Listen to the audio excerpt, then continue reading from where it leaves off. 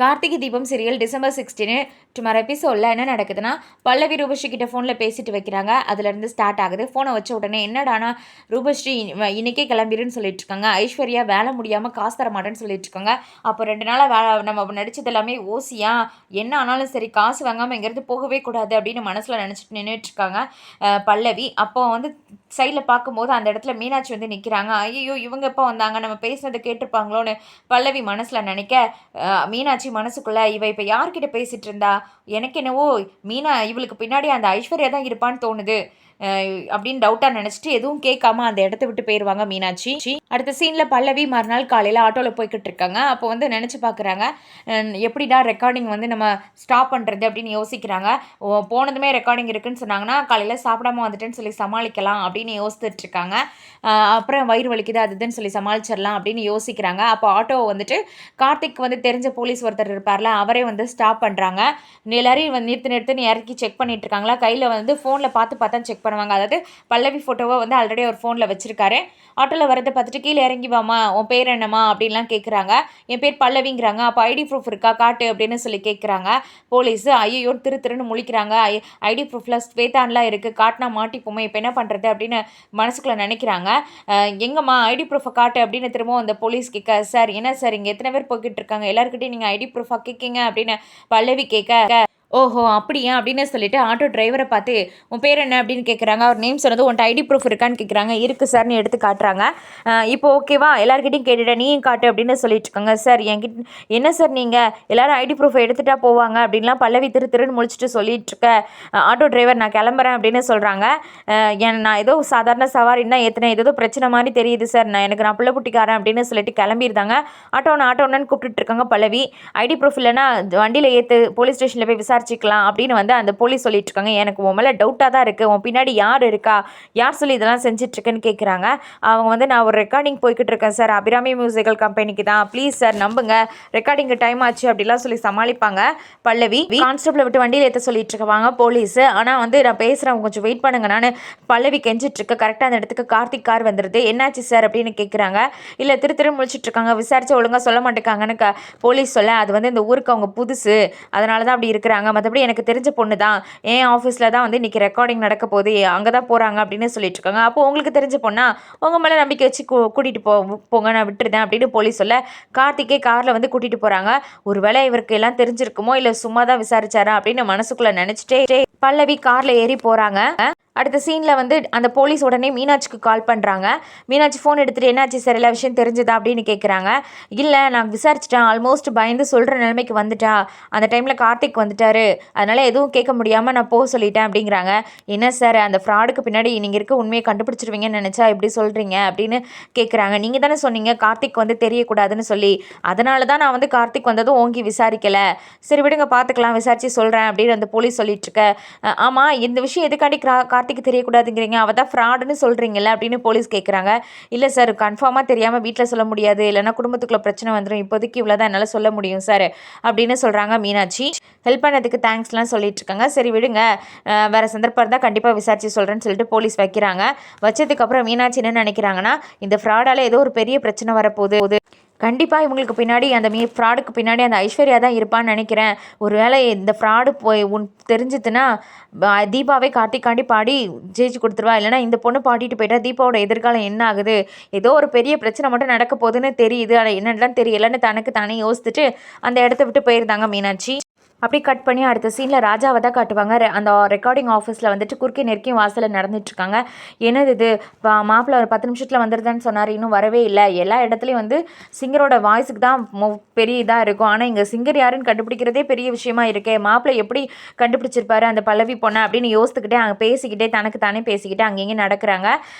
10 நிமிஷத்தில் வந்துடுதான்னு சொன்னால், ஆனால் என்னமோ இப்போ ரொம்ப வருஷமாக இங்கே வெயிட் பண்ணிகிட்டு இருக்க மாதிரி இருக்குன்னு டென்ஷனாக நடந்துட்டுருக்கேன், இவன் எதுக்கு இப்படி ஓவராக பண்ணிகிட்டு இருக்கான்னு அந்த இடத்துக்கு ஸ்னேகா வராங்க மனசில் நினச்சிட்டு.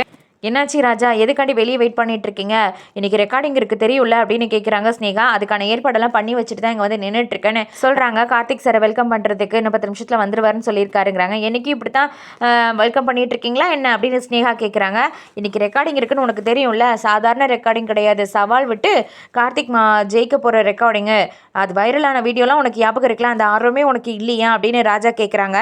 கார்த்திக் சார் இந்த ஃபீல்டுக்கு புதுசு, ஏதோ ஆர்வக்குளரில் சவால் விட்டுட்டாரு, அதுக்குன்னு அவராக ஜெயிக்க போகிறாரு, இது கூட தெரிஞ்சுக்காம லூஸ் மாதிரி பேசுது பாரு அப்படின்னு ஸ்னேகா மனசில் நினச்சிட்டு நானும் ஆர்வமாக தான் இருக்கேங்கிறாங்க.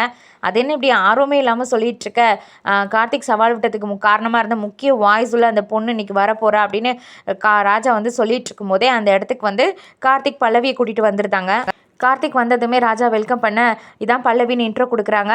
ஹாய் சிஸ்டர், எப்படியோ கார்த்திக் சாருக்கு செஞ்சு கொடுத்த சத்தியத்தை நிறைவேற்றுறதுக்கு வந்துட்டீங்க அப்படின்னு சொல்லிட்டு இருக்க பல்லவிக்கு இது புரியவே இல்லை. சத்தியமா, என்ன சத்தியங்கிற மாதிரி யோசிக்கிறாங்க. இன்னைக்கு ரெக்கார்டிங் நீங்கள் தான் பாடணும், வாங்க உள்ளே போகலாம் அப்படின்னு உள்ளே கூட்டிகிட்டு போகிறாங்க. ஸ்னேகாவுக்கும் இன்ட்ரோ கொடுப்பாங்க. கார்த்திக்கு உள்ளே போனதுமே வந்து ஸ்னேகா இவங்களுக்கு என்ன வேணுமோ கேட்டுக்கொடு அப்படின்னு சொல்லிட்டு கார்த்திக் உள்ளே போகிறாங்க அவங்களோட சீட்டுக்கு. ஸ்னேகா பல்லவிக்கு ஜூஸ் கொடுத்துட்ருப்பாங்க. அப்போ கரெக்டாக தீபா வந்துடுவாங்க. தீபா இதை பார்த்துட்டு நின்றுட்டு இருக்காங்க. கச்சா இவ வரும்போது நான் அந்த வேலையை செஞ்சிட்ருக்கணும் அப்படின்னு ஸ்னேகா மனசில் நினைக்கிறாங்க. ஸ்னேகா அந்த இடத்த விட்டு போக தீபா வந்து நிற்கிறாங்க பல்லவி கிட்ட. தீபா வந்ததுமே ஹாய் அக்கா, நீங்கள் எங்கள் கூடயே வந்திருக்கலாம்ல அப்படின்னு பல்லவி கேட்டுட்ருக்காங்க. இல்லை, எப்போதும் ஒன்றா தான் வருவோம், இன்றைக்கி ரெக்கார்டிங் இருக்குல்ல, அதான் நீங்கள் முன்னாடி கிளம்புங்க சீக்கிரம்னு சொல்லி நான் தான் அனுப்பி வச்சேன் அப்படின்னு தீபா சொல்லி சமாளிக்கிறாங்க. நீ ஒழுங்காக பாடிடுவல அப்படின்னு கேட்குறாங்க. நான் ப்ராக்டிஸ் பண்ணியிருக்கேங்க உங்களை மாதிரி, நான் கண்டிப்பாக பாடிடுவேன் அப்படின்னு சொல்லிட்டு இருக்காங்க. சரி சொதப்பாமல் நல்லா பாடிடு ஓகேவா அப்படின்னு சொல்லிட்டு இருக்காங்க தீபா.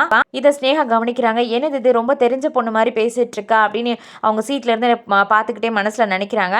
சரி நான் என்னுடைய சீட்டுக்கு போகிறேன்னு சொல்லிட்டு தீபா அந்த இடத்த விட்டு போகிறாங்க. கார்த்திக்கும் அந்த டைமுக்கு வருவாங்க. குட் மார்னிங் சொல்லிட்டு தீபா போயிடுவாங்க.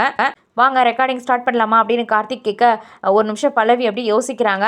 கடைசி நேரம் வரைக்கும் இழுத்தடிச்சிட்டு ஆல்டர்னேட்டிவாக வேறு யாரையும் வச்சு பாடி ரெக்கார்டிங் பண்ணுற அளவுக்கு கொண்டு போக விடக்கூடாது, அப்படி மென்டலாக வந்து அட்டாக் பண்ணு அப்படின்னு சொல்லியிருப்பாங்கள்ல, அதை நினச்சி பார்த்துக்கிட்டே நிற்கிறாங்க பல்லவி. கார்த்திக் உடனே என்னாச்சுங்க, ஓகே தானே பாடிடலாம்ல அப்படிலாம் வந்து கேட்டுட்ருக்காங்க.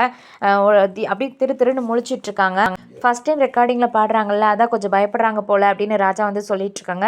ஏங்க அதெல்லாம் ஒரு பிரச்சனையும் கிடையாது, ஏதாவது தப்பாக இருந்தால் வந்து நம்ம கரெக்ட் பண்ணிக்கலாம், ரெக்கார்டிங் தானே, என்ன லைவ்லியாக பாட போகிறீங்க, அதெல்லாம் ஒன்றும் இல்லை, ஸ்டார்ட் பண்ணலாமா அப்படின்னு கேட்டுட்ருக்காங்க. இதெல்லாம் பார்த்துட்ருக்காங்க தீபாவும். மனசுக்குள்ளே ஐயோ என்ன நம்மக்கிட்ட வந்து பயங்கர ஸ்ட்ராங்காக பேசிட்டு இப்போ என்ன இப்படி பயப்படுறா, ஒரு வேளை சுத்தப்பேருவாளோ அப்படின்னு யோசிக்கிறாங்க. பல்லவி உடனே என்ன சொல்லுவாங்கன்னா, சார் நான் வந்து ஃபஸ்ட் டைம் பாட போகிறேன், அதனால் கோயிலில் அர்ச்சனை பண்ணணும்னு வேண்டியிருந்தேன் சார், அதை பண்ணாமல் ஏதோ அவசரத்தில் வந்துட்டேன், பக்கத்தில் ஏதாவது கோயில் இருக்கா சார், நான் போயிட்டு வந்துடுறேன்னு கேட்குறாங்க. எல்லோரும் திரு முழிச்சிட்ருக்காங்க. ஏமா எல்லாம் ரெடியாக இருக்குது, ரெக்கார்டிங்லாம் எல்லாம் ரெடியாக இப்படி இருக்கும்போது இப்போ கோயிலுக்கு போகணுன்னு சொல்லிட்டுருக்கே அப்படின்னு ராஜா கேட்குறாங்க. ஸ்னேகாவும் இதை பார்த்துட்ருப்பாங்களா, சார் பக்கத்தில் ஒரு சின்ன கோயில் இருக்குது அப்படின்னு சொல்கிறாங்க. நம்மளுடைய ரெக்கார்டிங் தேட்டருக்குள்ளேயே வந்து சாமி ஃபோட்டோலாம் இருக்குது சார், அங்கே வேணால் சாமி கும்பிட சொல்லுங்கள் அப்படின்னு சொல்லிட்டு இருக்காங்க. ஆமாம் மாப்பிள்ள, இது சரியான ஐடியா தானே, உள்ள சாமி ஃபோட்டோ இருக்குது, நான் கூட மறந்துட்டேன் அப்படின்னு ராஜா சொல்லிட்டுருக்க. இல்லை சார் நான் கோயிலில் அர்ச்சனை பண்ணுறேன்னு கேட்டுக்கிட்டேன், அதனால் நான் கோயிலுக்கே போயிட்டு வரேன், சாரி சார்ங்கிறாங்க பல்லவி. சரிங்க சார், பக்கத்தில் ஒரு சின்ன கோயில் இருக்குது, நான் கூட்டிகிட்டு போயிட்டு வரேன் அப்படின்னு ஸ்னேகா வந்து சொல்கிறாங்க. நீங்கள் வேணாம், தீபா இங்கே வாங்க அப்படின்னு கூப்பிட்டுட்டு தீபா நீங்கள் கூட்டிகிட்டு போயிட்டு வாங்கங்கிறாங்க. சரிங்க சார் நான் கூட்டிகிட்டு போகிறேன்னு தீபா வந்து முன்னாடி நின்றுட்டுருக்காங்க. பல்லவி மனசுக்குள்ளே எப்படியாவது தீபா கண்ணில் மண்ணை தூவிட்டு அந்த இடத்த விட்டு ஓடிட வேண்டியதாக கோயிலில் இருந்தாப்புல அப்படின்னு சொல்லிட்டு சரி போயிட்டு வரேன்னு கிளம்புறாங்க.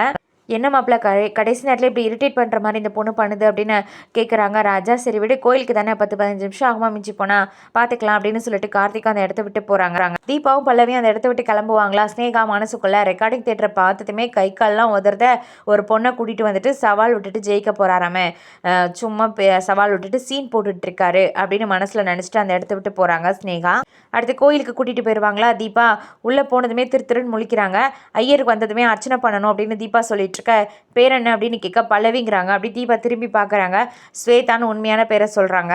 நீங்கள் அந்த பேருக்கே அர்ச்சனை பண்ணுங்கன்னு தீபா சொல்லுவாங்க. இதுக்கு முன்னாடி என்ன சொல்லுவாங்கன்னா பல்லவி, அர்ச்சனை சீட்டு வாங்க மறந்துட்டு நான் போய் வாங்கிட்டு வரேன்னு போக பார்ப்பாங்க. ஏய் நெல், இது சின்ன கோயில் தான், அப்படியே போய் சொல்லி அர்ச்சனை பண்ணிக்கலாம், சீட்லாம் வாங்கணும் அவசியம் இல்லைன்னு தீபா ஸ்டாப் பண்ணிடுவாங்க.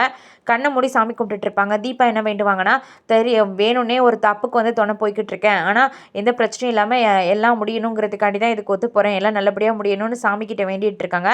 அங்கேருந்து கிளம்பிடலான்னு கிளம்ப பார்ப்பாங்க பல்லவி. 4 ஸ்டெப் தான் வச்சுருப்பாங்க. கார்த்திக்கோட கார் வந்து நிற்கும். கார்த்திக் இறங்கி வெளியே வர ஐயோ இவர் எங்கே இங்கே வந்தாருன்னு முழிச்சிட்ருக்காங்க ஷாக்கா பல்லவி. இதோட எபிசோட் வந்து முடியுது.